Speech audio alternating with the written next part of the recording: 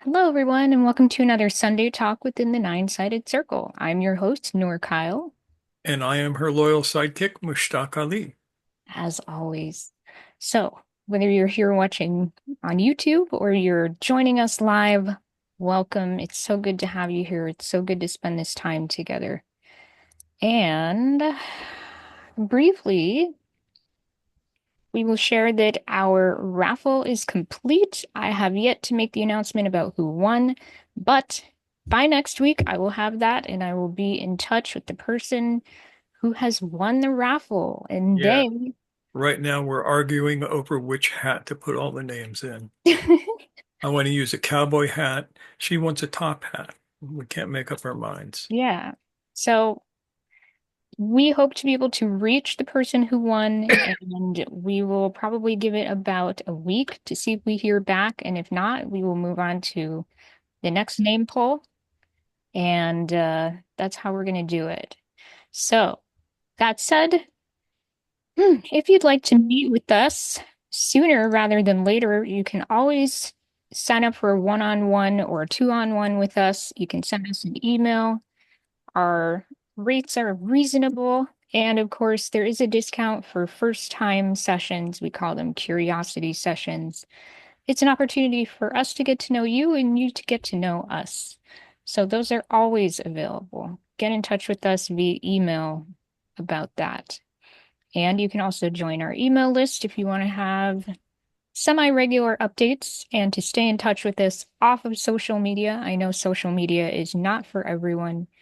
And although we do encourage you to join us on Facebook as well, since that is where we have our Nine-Sided Circle forum, where we post a lot of our materials and the free documents that we produce, like the Veered that we talked about a couple weeks ago. We have both the English and a couple different translations ready and posted now.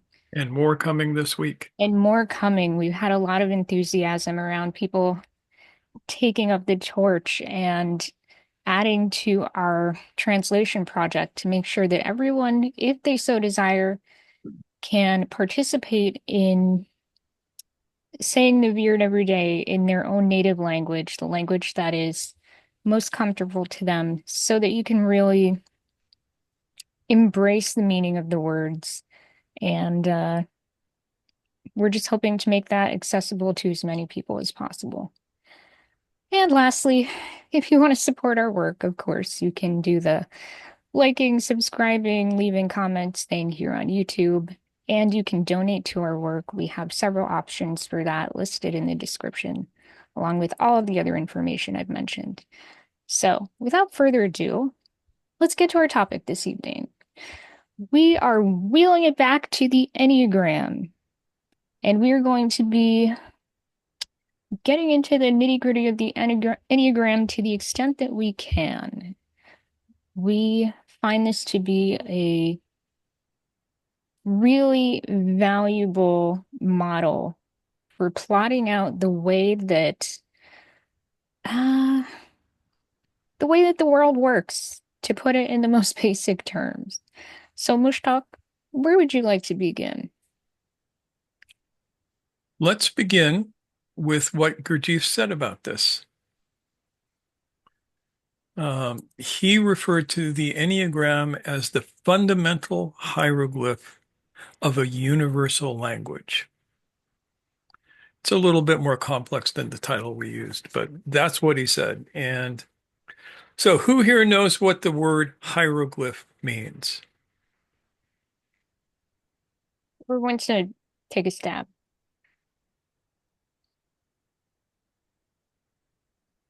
It could Uh, be a sacred letter or sacred symbol. Close. Thanks, Nancy. Ian? yeah, I was going to say a pictorial. I'm not sure whether to say image or glyph. But basically a pictorial symbol that represents Yeah. something. I'm looking for the actual meaning of the word. Uh, if I you mean, want, that's a good description, but that's not the meaning of the word. I think hiero is sacred. Close. Very close. Priestly? It means God image. Hmm. That's as close a translation as I can get. The saying sacred isn't necessarily wrong, but it relates more to the deity or a deity. In the case of Egyptian hieroglyphs, it would be relating to the god Thoth. The ibis-headed dude sometimes shows up as a baboon when he's feeling frisky. And sometimes people pronounce it as Thoth. So Yeah. same thing. And he was the god of words and letters. Hence, hieroglyph, God words, God letters, God pictures, God images.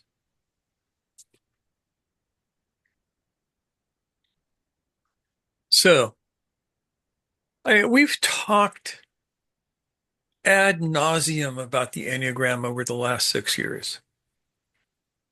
And at the end of this, we're going to put up our playlist of Enneagram videos for those of you who are interested.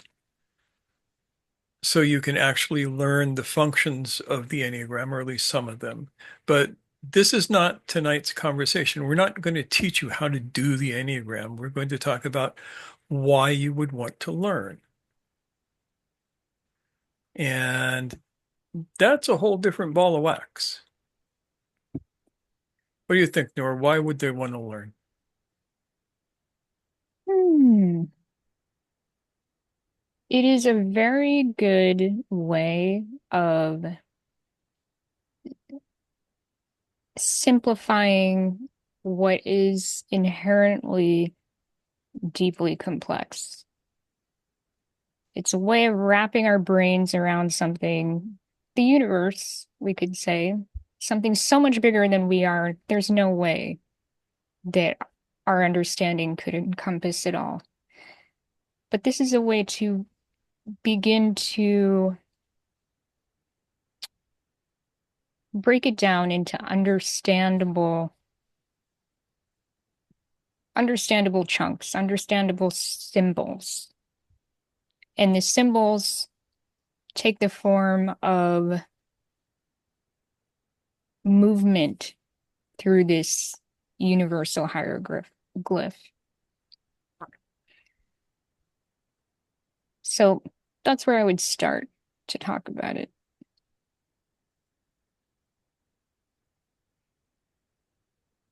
And so one of the most basic components of the Enneagram, as we see, we have the triangle. And that triangle represents the most fundamental laws of the universe, according to this model, of course. But you can see for yourself whether they're reflected in reality or not.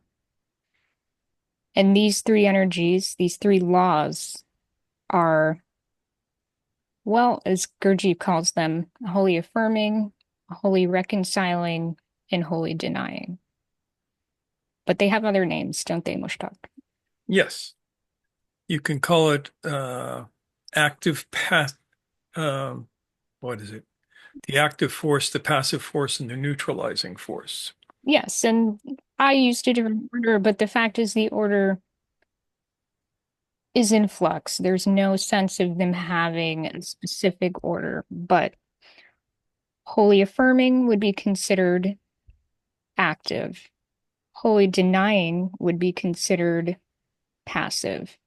And wholly reconciling would be considered neutral. Yeah. Now, the question becomes, what is the use of this? And the answer is there's a lot of uses. One of the most important uses is the Enneagram can help a person navigate past hazard. And yeah, we can go back. We've talked about hazard before. Gurdjieff talked about hazard. Bennett talked about hazard. Bennett wrote a book on hazard, which is actually pretty good. Hazard is the tendency of the universe to occasionally blow up in your face. And it's something that, if at all possible, should be avoided. The Enneagram can show you where hazard is most likely to pop its ugly little head up and how to creep around it quietly. And that is a very useful thing.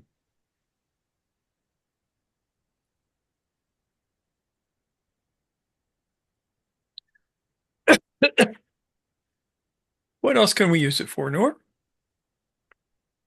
Well, as you alluded to earlier, we can use it as a way to plot out a process. So in that sense, it becomes not just a static image, but it becomes a map. And that's a whole other thing unto itself, really, which is not separate, but may require some specific study. And again, you can refer to our playlist if you want to check that out in more depth. Ian, yes. Well, I know this may be a minor point, but I'm thinking that for the benefit of people who may be coming totally new to this, it might be helpful to show an image. You think? Let's see if we can do that.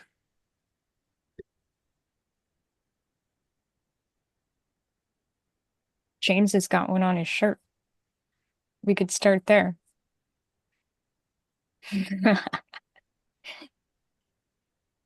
All right. Wait a second. I got one coming right up here. And Thank you, Chris. Yes, everyone's contributing. That's very cool, Amelia. I like that.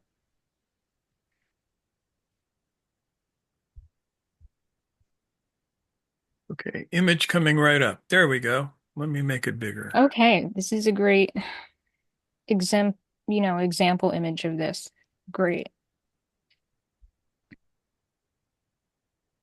So this is one form of Enneagram. It has certain parts. The first thing that it has is a circle right around here, the blue thingy here. That represents linear time. The second thing it has is a triangle. The triangle represents both the three forces and the three shock points. And then the green lines are called moving lines or lines of instruction. These tell you how to look forward and back to know whether or not what you're doing is going to blow up in your face. And in the center of the Enneagram, we have the bee. And yes, this is a bee. It's not a wasp. This is a bee from Egypt. And it is the standard Egyptian hieroglyphic for a bee. People have written me multiple times going, why did you put a wasp in the middle of your Enneagram? And sigh. The bee represents the guiding force, whether it's a living teacher, whether it is an employer, whatever, that's the guiding force here, who has the capability of using the moving lines to see how the process is going. And in a faint line down the center here, we have what we would call the equator. As you move around the Enneagram, when you cross from point 4 to point 5, we call this the point of no return. Once you cross the equator, you can't back up. What is done cannot be undone. Yeah, as we say, you cannot uncook the meal. You cannot unburn the hamburgers. And so this is your basic Enneagram. There's other forms of the Enneagram. This particular form, and I like this form. I think this is a good form. Maybe it originated with Gurdjieff himself, maybe not. I've seen forms like this in not medieval, but Renaissance manuscripts, um, in like cover pages and such like. But we have no direct thing. The one that we know that can also be used in the way this Enneagram is used is the Pythagorean tetractys, which is a series of 10 dots, which cover everything that we see here in an even more obscure way. So for me, this Enneagram is nice for people to learn because it's easy to see the interactions. The tetractys, all of the interactions are hidden unless you have been taught them. And all of this you can learn about in the playlist that we have on the Enneagram. We talk about this, all of this stuff at length in every way we can think of. So there we have the Enneagram for those of you who don't know. And Which is important. So thank you, Ian, for prompting us to throw up an image. yeah, and if you know that you don't know, that's cool. Very high state. So one of the things that the Enneagram gives us is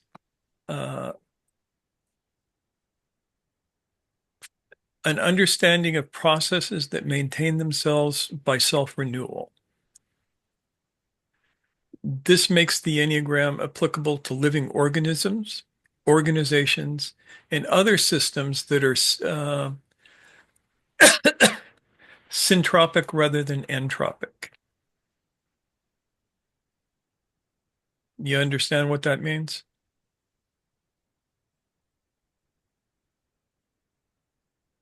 Yes, no. Syntropic is, I think it was, Osama wants to give it a shot. Let's give it a yeah. shot, Osama. I was not giving it a shot. I was saying no, that I don't understand it. Well, you all know what entropy is, right? Ian, define us entropy.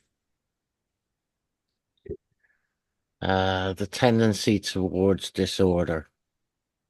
Yes. So the universe tends towards entropy, except in certain cases. Living beings tend towards syntropy, which is to say we resist the chaos.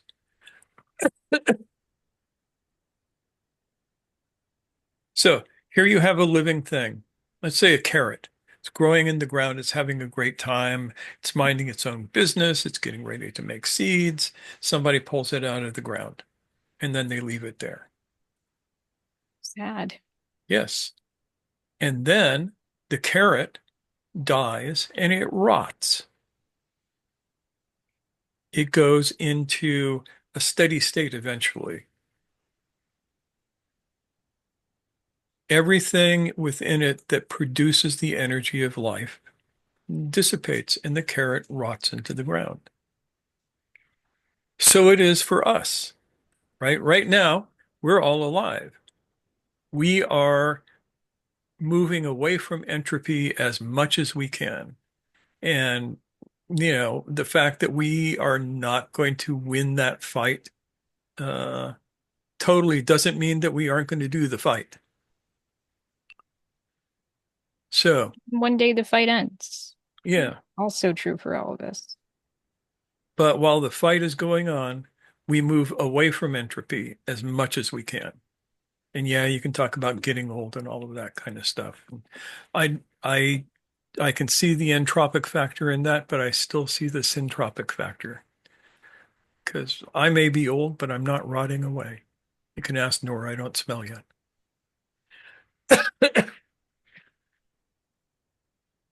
The Enneagram can be used as a tool to help us maintain that syntropy at a number of different levels. Not just as a living organism, but as an organization. If you are at your job and you notice that your job is slowly descending into chaos, you can use the Enneagram to figure out what's going on and see some ways out of it. There are people who actually try and make a living doing this now. I don't know how successful they are. I first ran across this back in the mid 1980s, I think 1985. These people were trying to get into AT&T back when we still had an AT&T and teach them how to use the Enneagram as a corporate organizational tool. Didn't work out well for them. And I just ran across a guy who is trying this, I guess, within the recent past. So it can be done. Probably not in the way that they're trying to do it, but it can be done.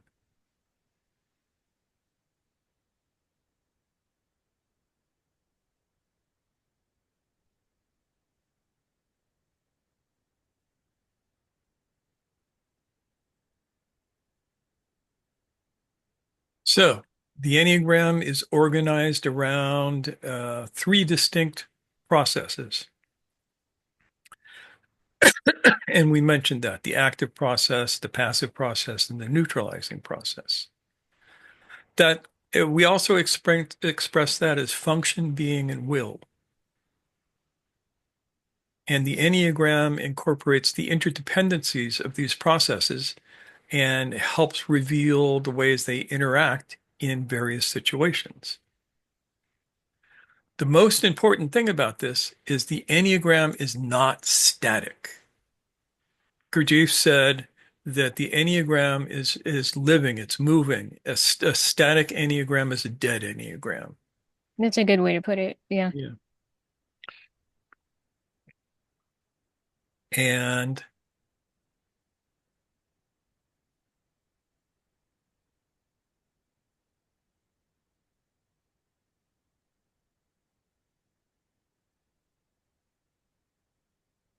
for us, the Enneagram embodies the structure of transformation.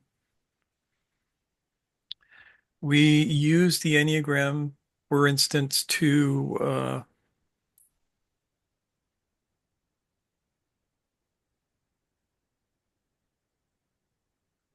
let me see if I can find it.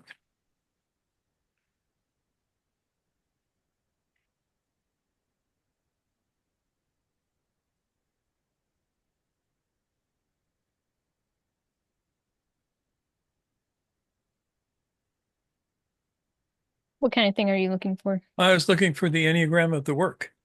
Let me. I have it somewhere,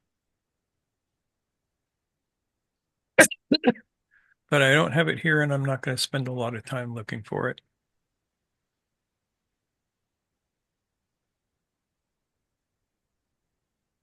So you can actually use the Enneagram, and you can find the Enneagram of the work, an entire like hour and a half talk we did on this. Uh,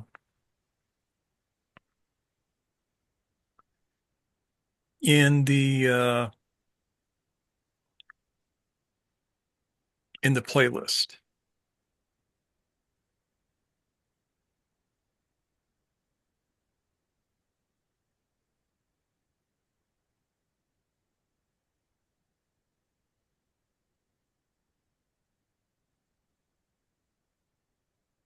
No,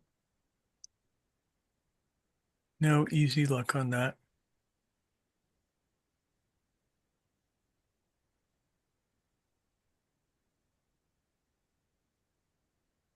One of the joys of the Enneagram is it is a living diagram. It's something that we see ourselves in as living beings. And when we do that, we can use the Enneagram, as I said, to avoid hazard, inshallah, You always got to say inshallah when you're talking about avoiding hazard, because sometimes God doesn't will.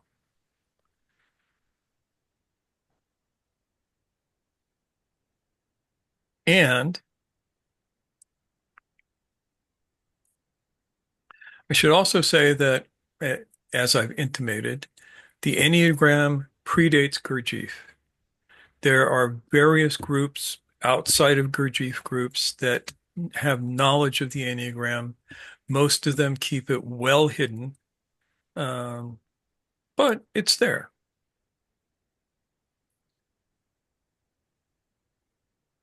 What do you think that is? Everybody protects their rice bowl. It's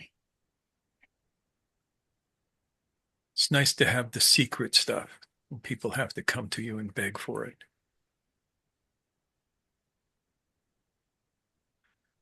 So, for us, in the tradition that we operate from and that we teach, the Enneagram is our fundamental tool for understanding our own process. And this gets us to the bottom line. If we want to be able to do the work, we use the Enneagram as I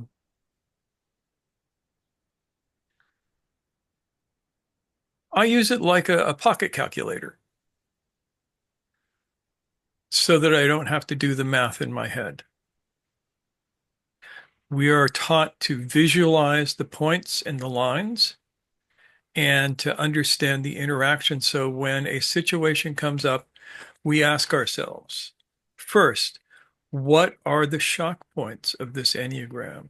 Can we see the entering shock? Can we see the first shock? Can we see the second shock? Can we see the third shock?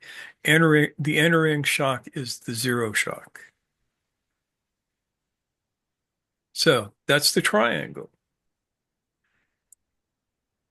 If I know that the Enneagram is on the perfected human, the completed human, then I can postulate what the first shock is going to be and the second shock is going to be. For those of you who know the Enneagram, Chris, what would be the first shock for somebody who is looking to complete themselves? I was thinking it would be the desire to complete themselves. Yeah, more than that, the commitment, Mm. going from desire to commitment. When you go, yeah, I'm doing this no matter what. I am going to commit myself to my own self-completion, and no matter what, I'm going to keep going. The world can burn down around me, and I'm going to be sitting there going, Om, or whatever one does to complete themselves. And then we ask ourselves, what is the second shock? This would be the sixth shock on the Enneagram. And that is grace. That is the divine touching you, which is essential to your own completion. In whatever way you understand that, you can understand that in a completely non-theistic way. It's up to you. I don't care. Once you get those three shocks, then you can fill in the moving lines. What are the steps that get you to the first shock? What are the steps that get you to the second shock? And what are the steps that get you back to the third shock, back to the top? And there will be two for each of those. And then the law of seven comes into play in this a bunch. We didn't mention that, did we? That we have the law of three, which is the triangle, and we have the law of seven, which is seen in the play of the triangle and the heptad. Yes, Ian.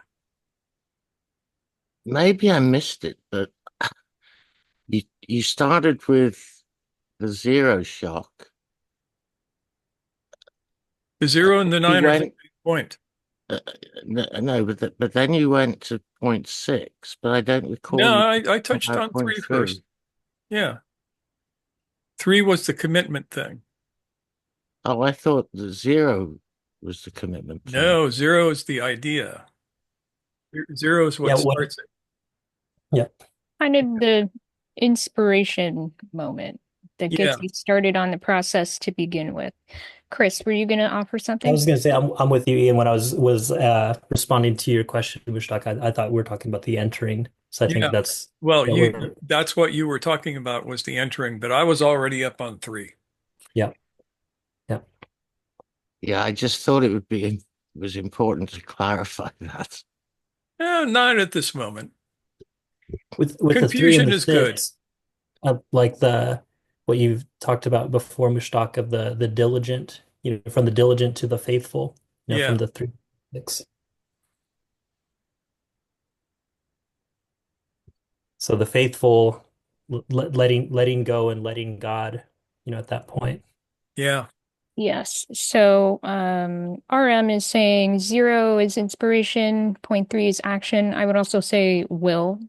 Um, point 6 is divine grace. That's kind of getting out of the way and letting the process take its course. Anyway, let me see if I can confuse everybody more. I don't know if you'll find it useful at this point, Mushtalk, but I did just screen grab the Enneagram of the work. Okay, you want to share it? I don't mind doing that at all. 1 second. You have access to the share? Yes, this is my first time. All right, share Yes. options.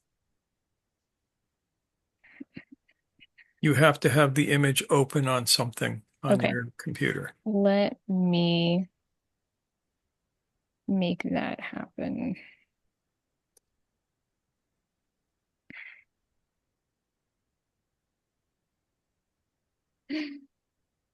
Hmm.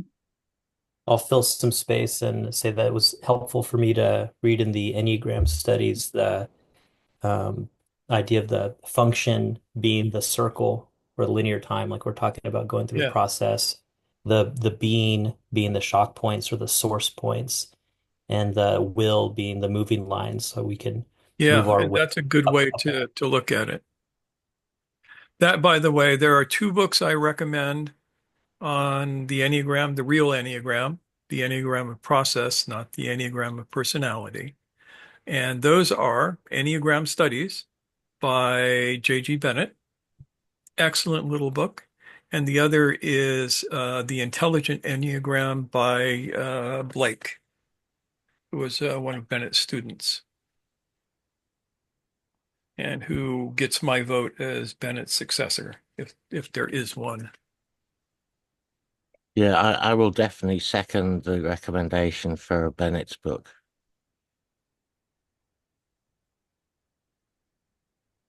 So, can you make that a little bit bigger, Noor? Sure can.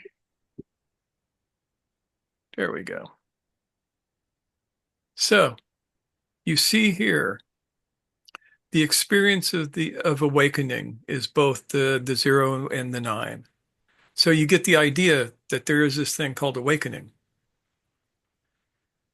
Number one, point one, is where you uh, gather information about this. You read books, you talk to people, and that gets you to point two, where you get some practices. Either somebody gives you some practices or you find some somewhere and you start doing them. And when you do, if they're decent practices, some changes begin to happen and you get to point three. And this is the first, this is the first shock past the 0 shock. And this is where you have to commit yourself to the work. When you do that, changes begin. This is the honeymoon phase. It's like, oh my God, I got rid of those habits that were bugging me for 20 years. A little bit of that, you keep going, and finally you cross this threshold here, and you're at a place where you can't go back. You can't unsee the void. And this is the dark night of the soul. This is the point of most work is here at 5.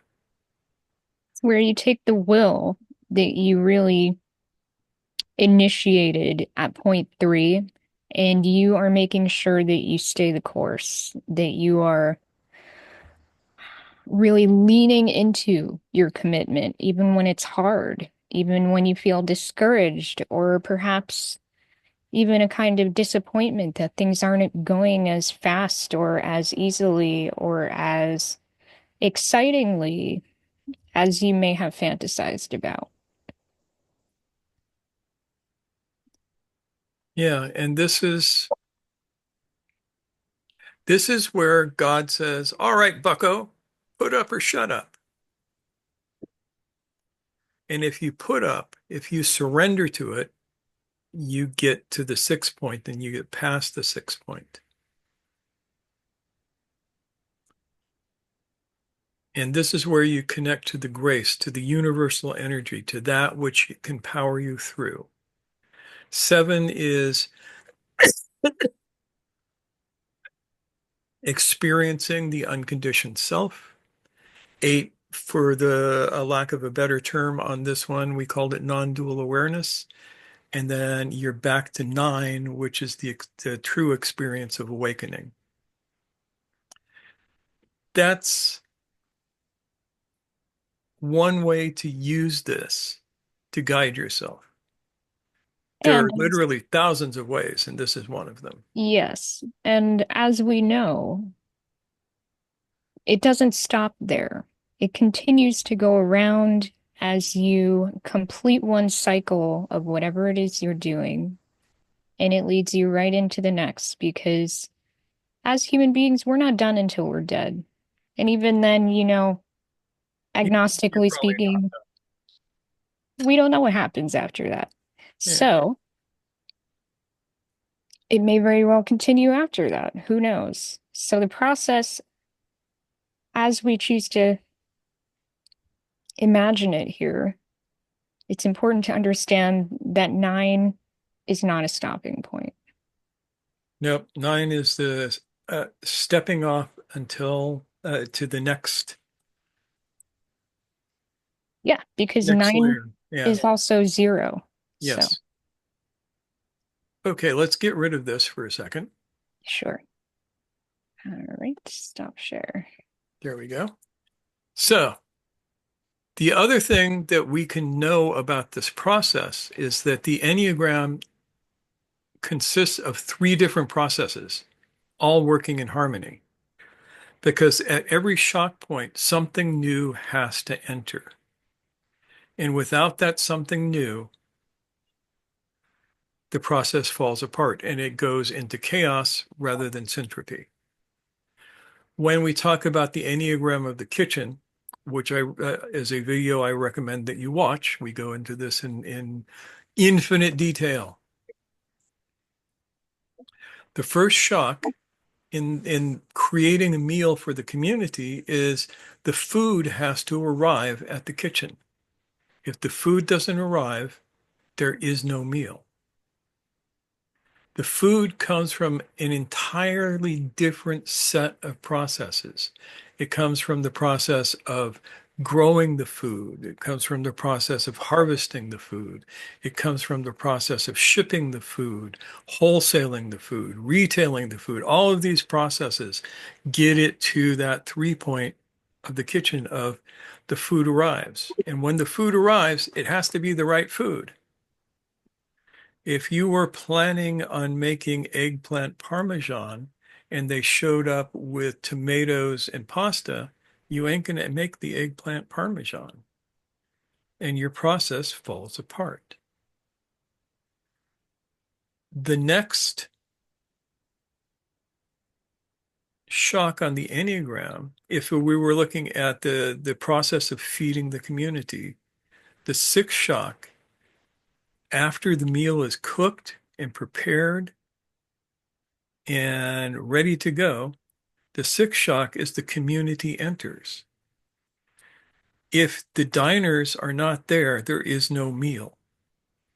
And you, as the chef, cannot make the diners be there. This is the act of grace. The trust that you have is, yes, the community is going to show up and eat my meal. And the nine shock is the community has been sustained.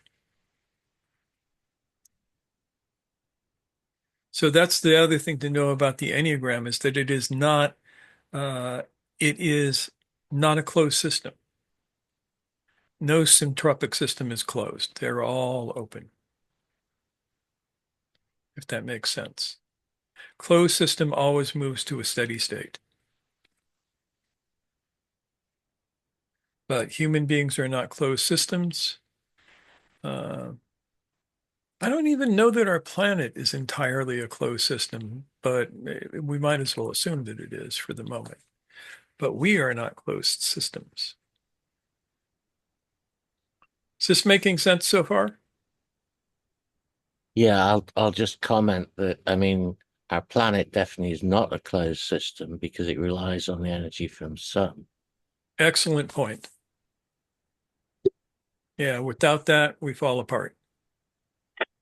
Meteors Yeah, and the materials that they bring into the system. cosmic winds, Yeah, so there we go. space Even on aliens, that level, space yes. aliens. Tide on the moon. What's that? The tides of the moon as well. Yes. Yes. Okay, so there we go. Even on that level, then, we are not talking about closed systems. Yeah, you can basically assume that if there is life, the system is open. So, do we have any other questions or thoughts before we continue? Nancy.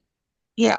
I have a small one, which is that it's much colder at night when there aren't clouds, because if um there are no clouds, heat leaks out more. So that's a connection to the universe. Yeah. Yes, that is another good one. Kevin, Kevin and Kitty. Yes, the cat is a part of this.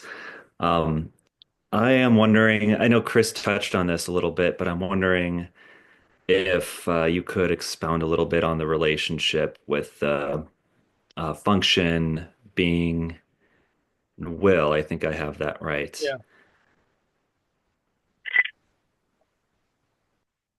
Okay, Chris, explain it to us.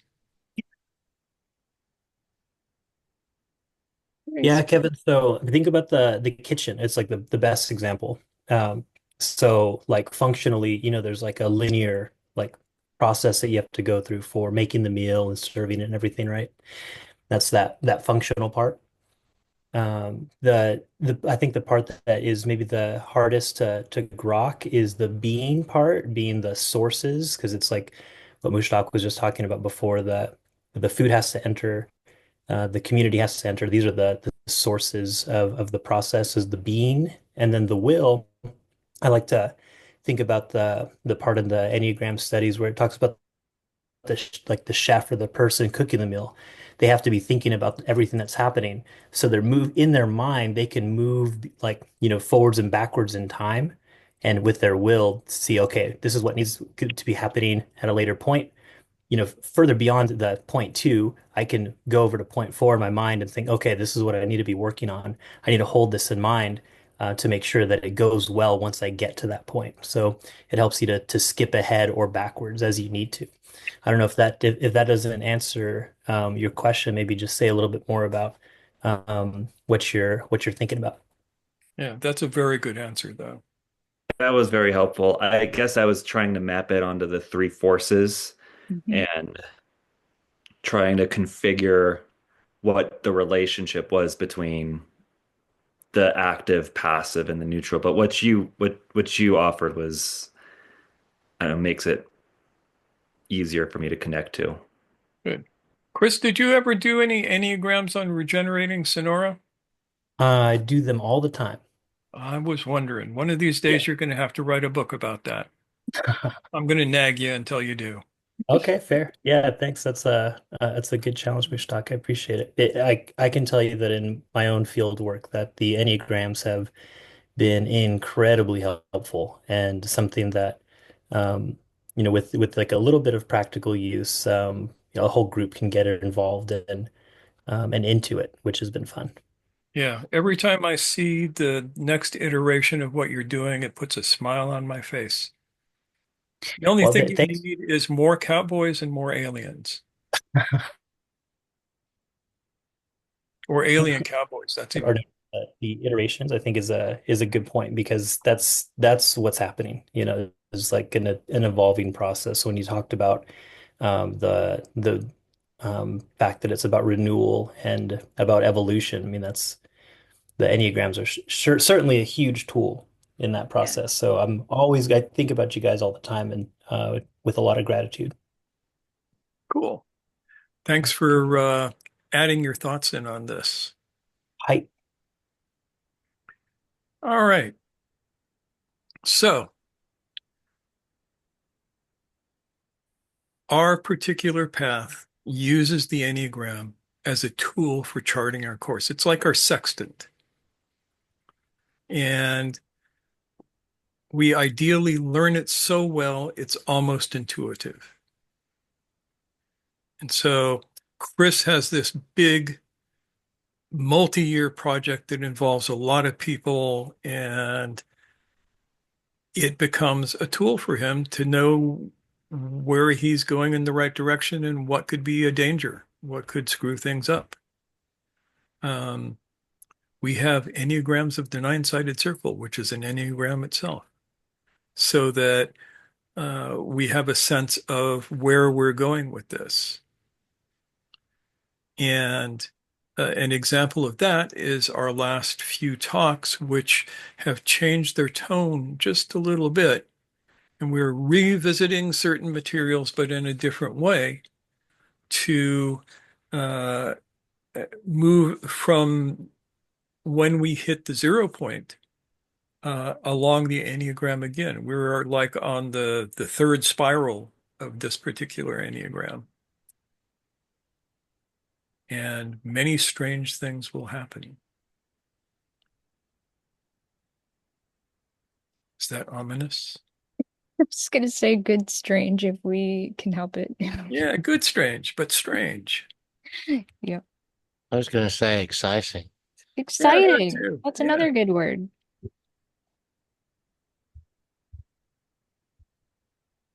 Smooth sailing not required, but as long as we have the forward momentum going, Yeah. that's what we're going for. Yeah, we aren't going to be smooth sailing. We're liable to be hanging from the trap lines as we go crashing through the breakers. The world has been pretty strange lately, so maybe we need an Enneagram to match it.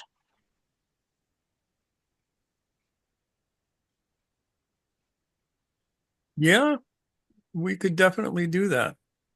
So that's your assignment, Nancy. And Chris just put up a link to the Intelligent Enneagram where you can read it for free on archive.org. Wonderful site. I love that. Yeah.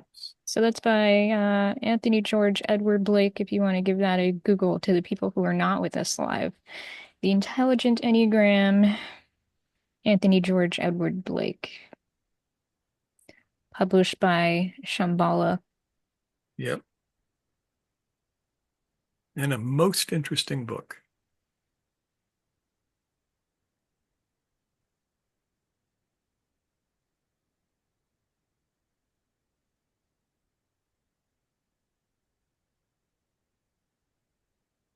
So, in the next few months, we're going to be touching on this in various ways to give you specific tools to use the Enneagram to help chart your life in some form, in whatever form you think will serve you.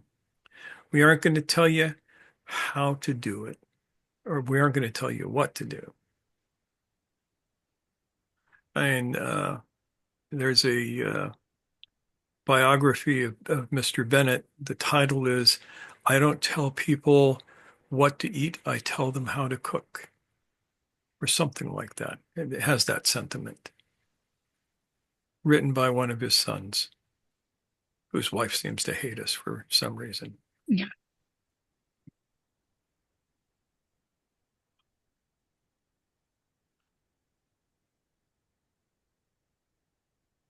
So more thoughts, more questions. Oh, Osama, Mama yes. has his hand up. Yes.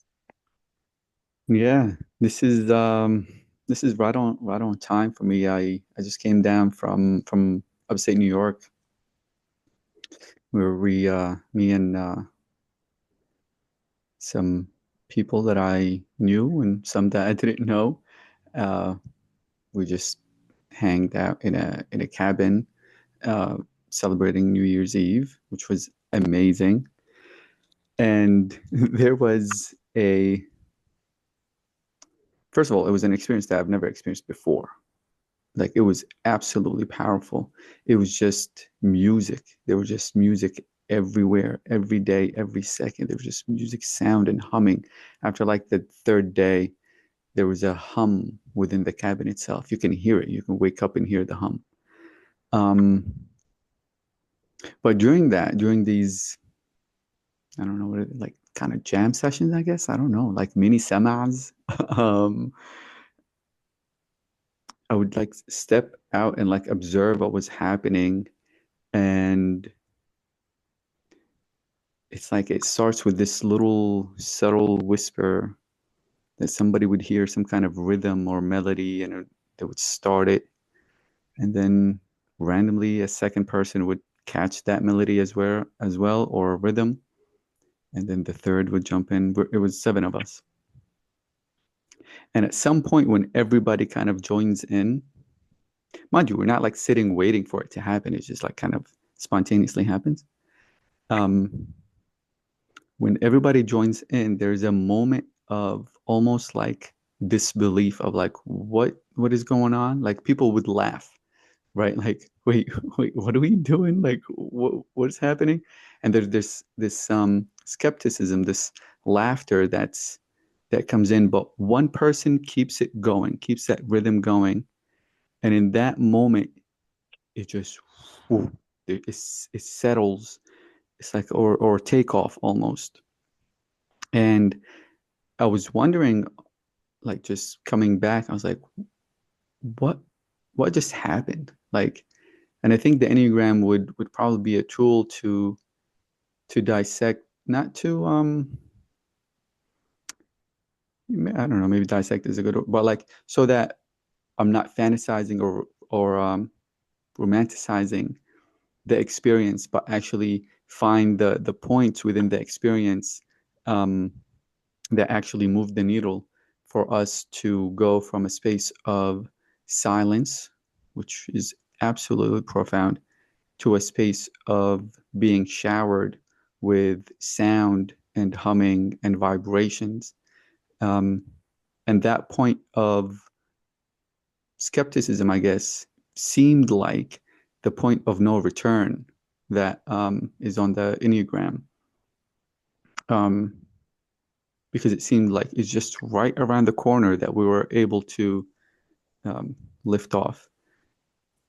So I'm definitely gonna dig deeper into the Enneagram. Funny enough, I didn't think about using it as a process to take all of this and process it down. But thank you for this. This is great. Um, I would probably have more questions once I start the process because for now I can only find that one point. You know, I can see some few points, but to to try to find 9 points, uh, yeah, probably gonna have some questions in that regards.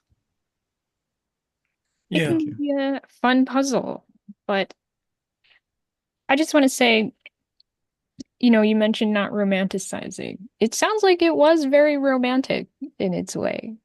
And yet I understand what you're Definitely. saying. Like we were talking the last couple of weeks about the fantasy work, right? And getting swept into the sensational factor of it, getting carried away by that, but not really being moved into the next iteration of the cycle, let's say, right? Yeah. Getting stuck on that one. So I think it's brilliant that you're thinking, while not diminishing the power of the experience, you know, how can I lean into this? Yeah. How can I understand what what was it about it that was so enriching?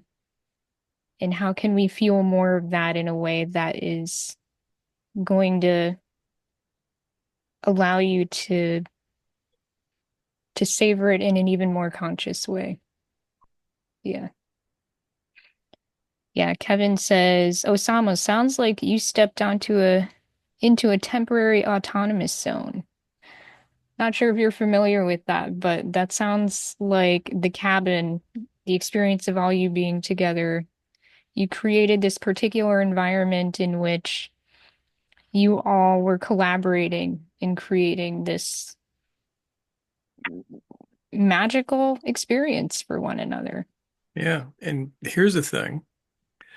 Upstate New York is a hotbed of Sufi activity. I don't know if you knew that, He does but have that, sort of. Yeah, for sure. yeah, you have the Inayati are up there. Pirzia lives up there. Sheikh Tanner's farm is there. And there's like three or four other groups floating around in that area. It's kind of cool. Yep.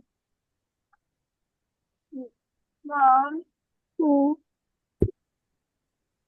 Yes, Sam? Maybe we need to mute you.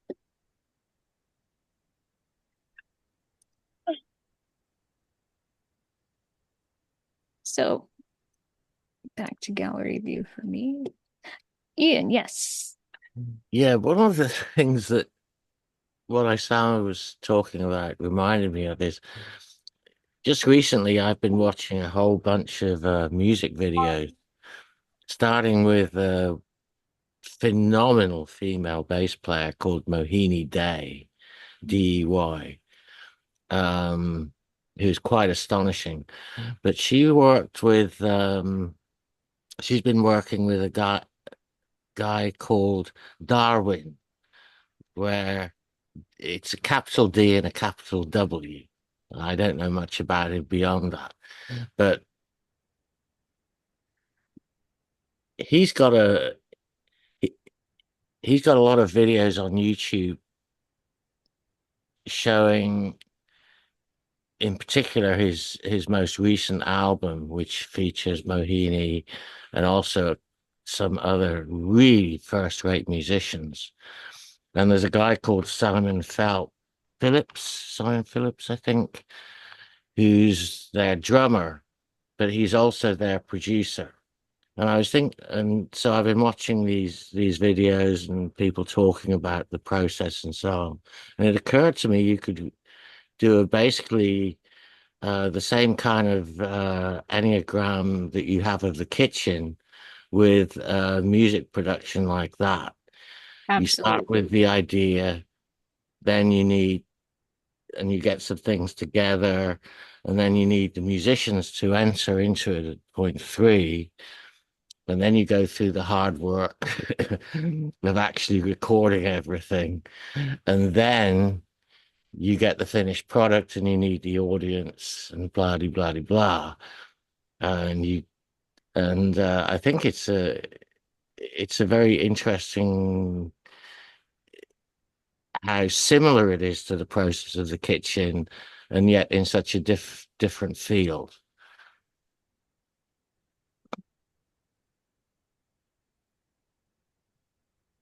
Absolutely. I mean, there's so many creative endeavors that can be plotted out on an Enneagram without taking anything away from the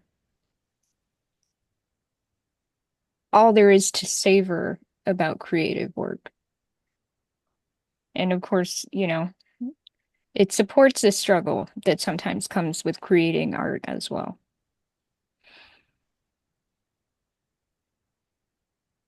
And if you want to share a video or two of theirs on the forum, that could be cool. Yeah, I've been sharing some on my regular news feed, so I can easily uh, plop them over. It's really good stuff. Definitely, definitely. Anybody else have stuff they want to share or questions they have? Do I see you raising your hand, Eva? Yeah, go for it. I'm just gonna unmute.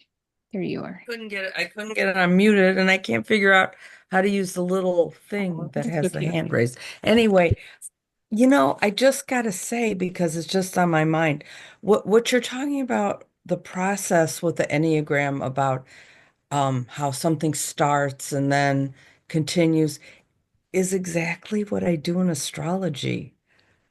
And I don't know. I don't know what else to say about it, but it's the exact same thing. I wonder if I could merge the two together.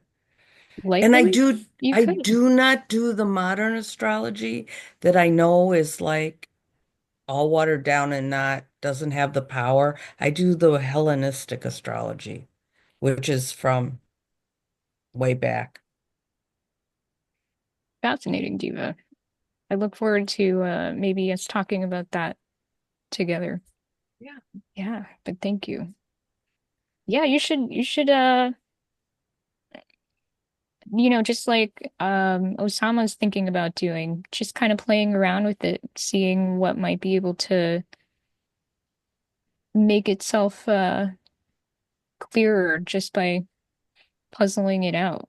Especially when a planet goes retrograde, because when it starts, you have your starting point and then it moves along and you visit this um or it starts moving backwards and you revisit what you've already visited and then it moves forward again. And it's just like the more I learn about the Enneagram, I mean, because I'm really excited to put the two together and try to We figure it love it. out. We love it when people get excited. So you are very much encouraged to do so. Thanks, Diva. Amelia, what are your thoughts? Yeah, I wanted to share how I had used the Enneagram in my personal practice. 1 second. Sometimes if you put it in front of your body, it doesn't do the whole blurred thing. There I you guess, go. That works too. so yeah, so I made this, which is my own interpretation of it.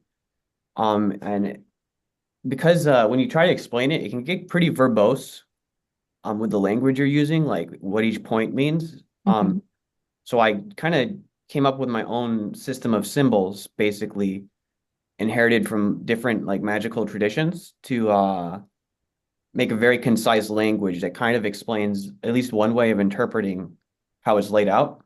I won't go through all of it, but like, you have like the pentagram and symbols for like will, flow, Saturn, and stuff like that.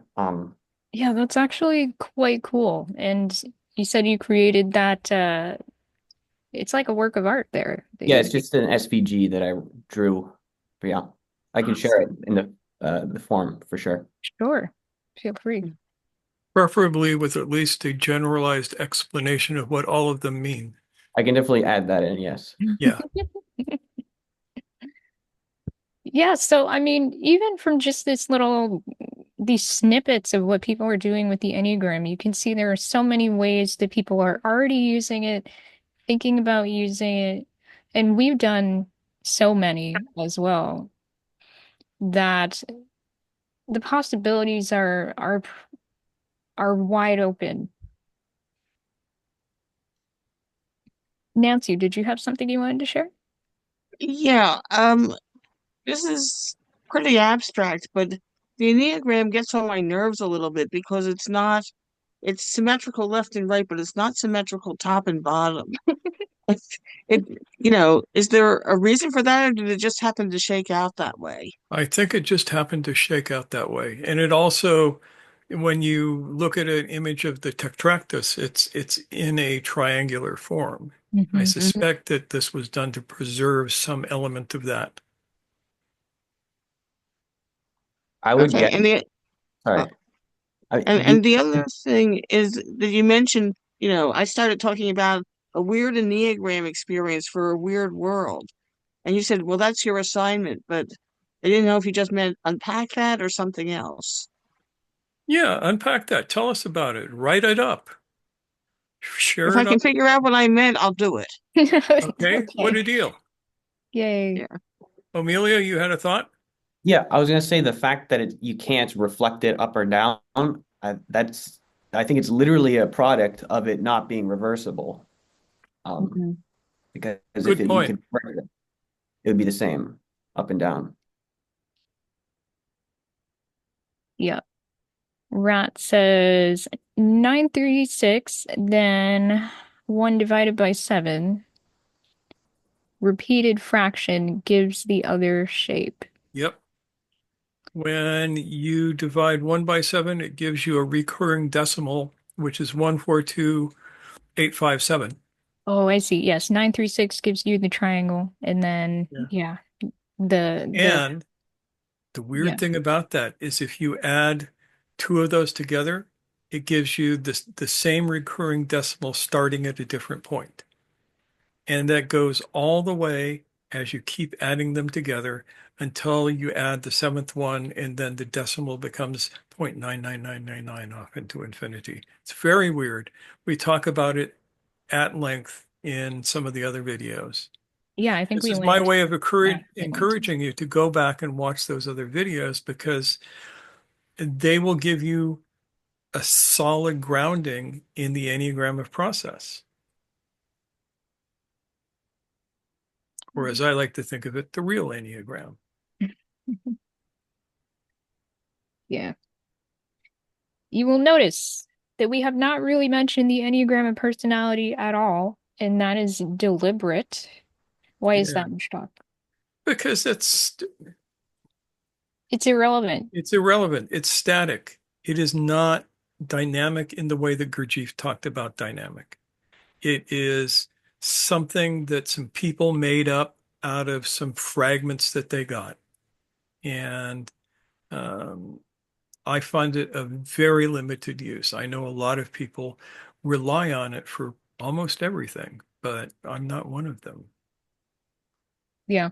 The And original Enneagram is way more important than that personality stuff, especially as it's evolving now.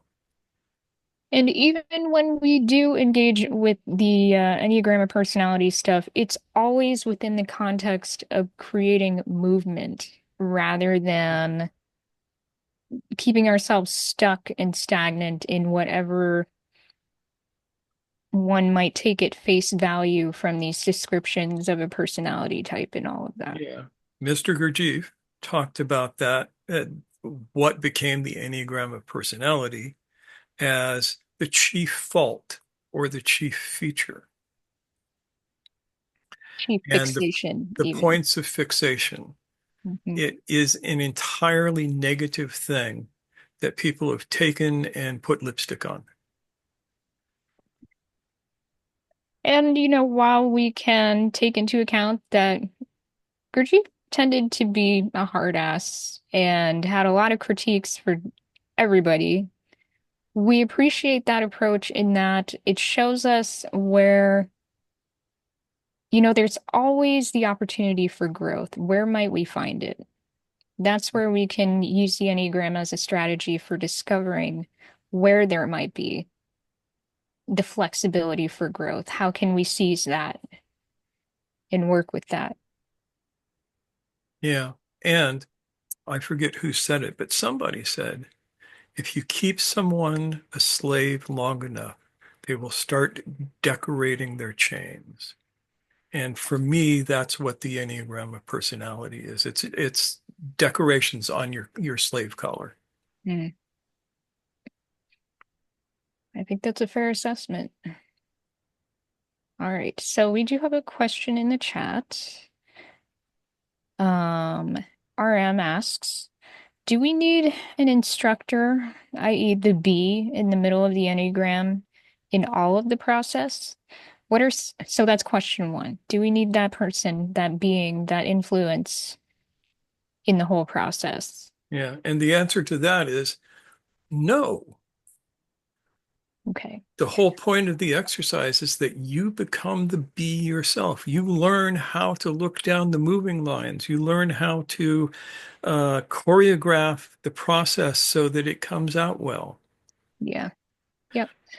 As we've said recently, there are ways in which it can be really challenging to work without a guide, without a teacher. That doesn't mean it cannot be done, but it does help if you have one. if you can find one, if Yeah, for one some comes your things, way. until you can learn to be the chef, you have to have a chef to teach you. Yeah, it's a bit of an apprenticeship. Yep. The idea being that you're working towards your own self-sufficiency, your own self-efficacy. And as I like to say, you don't have to learn to cook from a chef. I learned to cook from my mother and grandmother. Mm-hmm. They were as good as chefs, but that's a different story. And I know people who learn to cook from cookbooks. It's possible. You will make more mistakes, but it's possible. Yeah. Okay, so what are some examples of the be in life processes? Yeah, the cook in the kitchen, um, parenthood.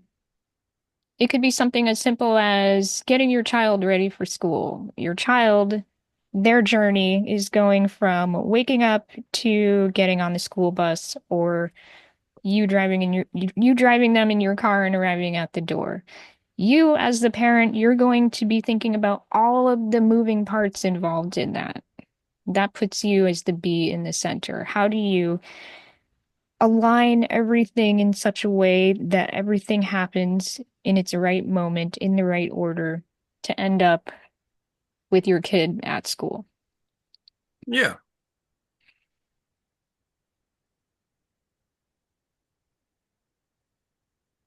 Yes. Language learning. That's another way to use the Enneagram. And sort of setting yourself up as your own teacher in the sense that you are going to be plotting out the best structure, the best plan for achieving that goal.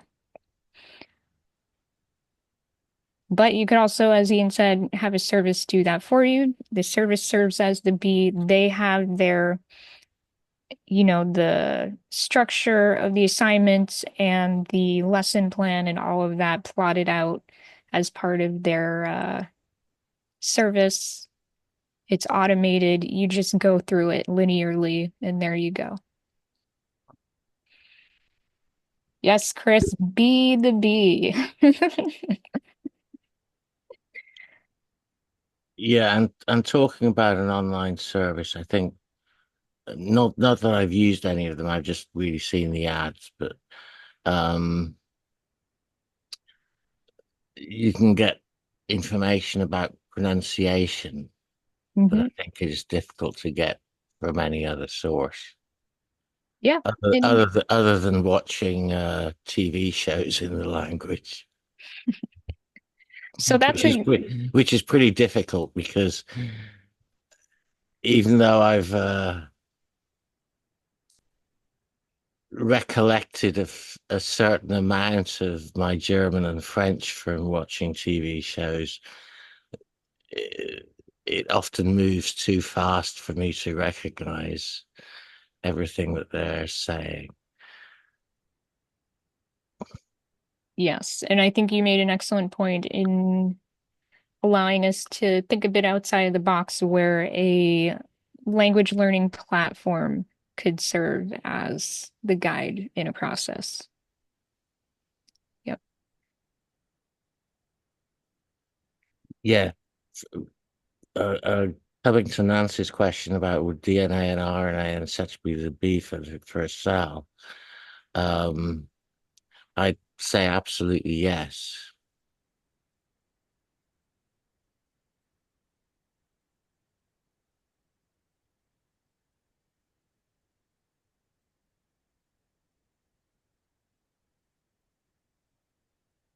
Yep. RM says, I have used the Enneagram before for self-learning. I studied in a group, and our group collectively served as the bee. Yeah.